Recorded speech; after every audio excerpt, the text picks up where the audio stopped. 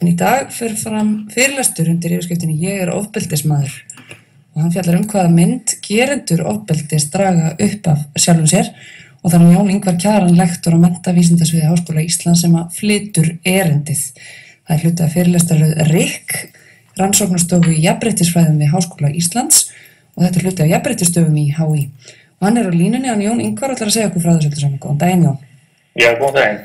Þetta svona grípandi fyrirsögn, ég ofbeldismaður, maður fær oft svona hlið fórnarlambsins á ofbeldismálum, en sjaldnar sem ofbeldismennirnir sjálfir tjá sig, segja frá og einmitt eins og segir, draga mynd af sjálfum sér. Þetta hefur þú aðeins rýnt í? Jú, stemmir, þetta sem sagt rannsóknarverkefni sem hófst í uppfærð þessa árs og eins og þú segir í inngangi unnið á RIK, rannsóknarstofnun í jafnréttisfræðum og þar á svona fókusinn er meira á karla sem beita ofbeldi og við eins og þú segir erum að leggja áherslu á hvernig tala ofbeldi og útskýra það.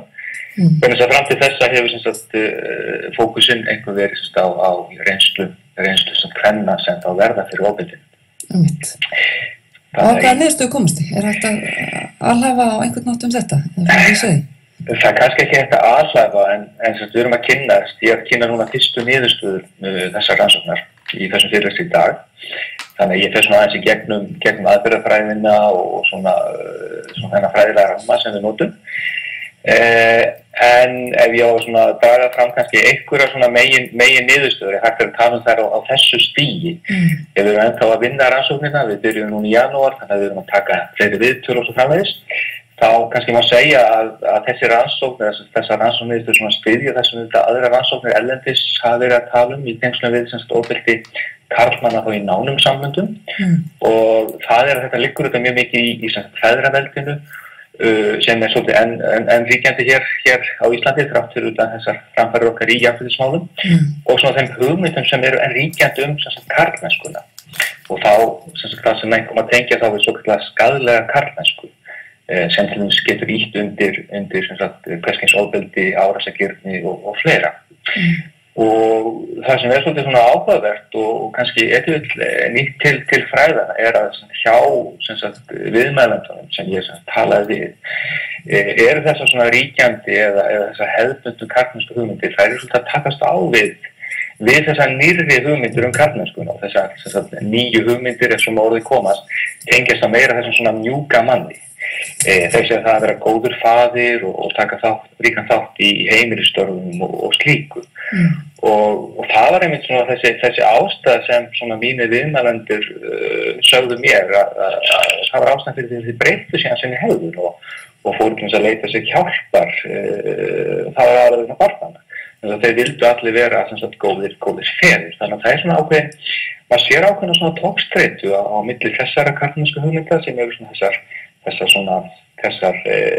hefðbundni sem orðið komast að það eru svolítið ennríkjandi hjá okkur en svo eru þessar nýju svolítið svona að koma þarna inn líka. Núna er það náttúrulega eins og hefur svo sem áður verið talað að ofbeldi getur tekið á sig marga myndir svona flestir kannski stokka beint í að hugsa þetta líkamlega ofbeldi en ofbeldi getur verið andlegt og fjárhagslegt og kynferðislegt og af öllum toga. Þegar þú ert að ræða við þessa ofbeldismenn gera þeir sér alltaf grein fyrir því í hvernig ofbeldi þeir hafa verið að beita eða umfangi ofbeldisins eða átta þeir sig á því þegar þeir fara að skoða þetta einhverja svona aðrar hliðar á þessu ofbeldi? Já, algjörlega, vegna þess að þessi menn sem ég að tala við þeir eru koma flestir úr ákveðum svona meðferðarúrræðum sem eru til staðar fyrir karla á Íslandi og eru þannig búin að fara í svona sjálfskoðun. Við erum verið mikla sjálfskoðun og þeir tala aðalega þá byrjuðu því að tala líkamlegt ofbeldi en fara þetta strax út í hið andlega líka því að í raun og veru hið andlega oftast miklu meira og það miklu duldara heldur en okkur kemur hið líkamlega og þeir eru orðin mjög meðvitaðir þann þátt ofbeldisins hjá sér.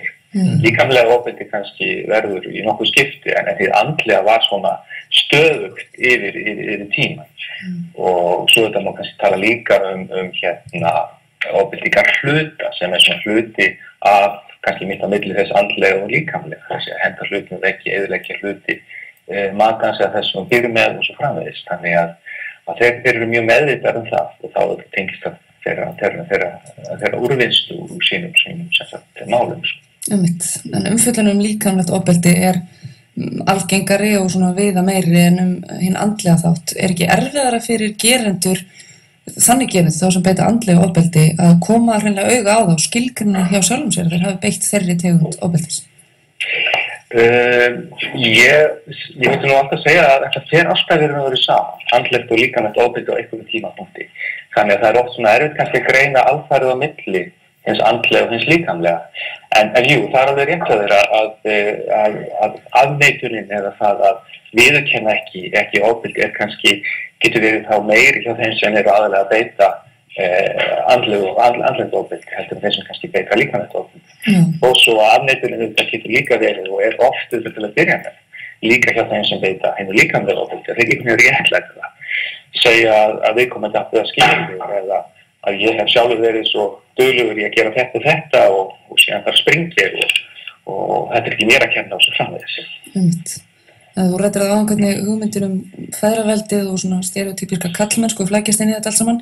Maður sé fyrir sér að ofbeldismenn sem eru í því að gera upp fortíðina og sína gjörðir, þeir séu uppfyllra iðrun, það vil maður allavega sjá fyrir sér og eftirsjá. Rúmast þá einhverja hugmyndir karlmennsku eða einmitt á svona einhverju stereotypískar hugmyndir hana fyrir í því? Alls, ég svona auðvitað upp á einhverju marki en auðvitað hinn hefðbundna og þessar ríkjandi karlmennsku sem eru svolítið hverfandi núna finnst mér að það er auðvitað byggja á því að maður er svona sterkur og hann sem sagt er ekki kannski endilega eyðilagt sinna verka sko. En þessi menn sem ég tala við eins og ég segi búin að fara í gegnum þessi úrræði og þeir eru farnir svona að skoða sig sem sagt fara í svona sjálfskoðun og eru mjög meðvitaðir hvað þeir gera því.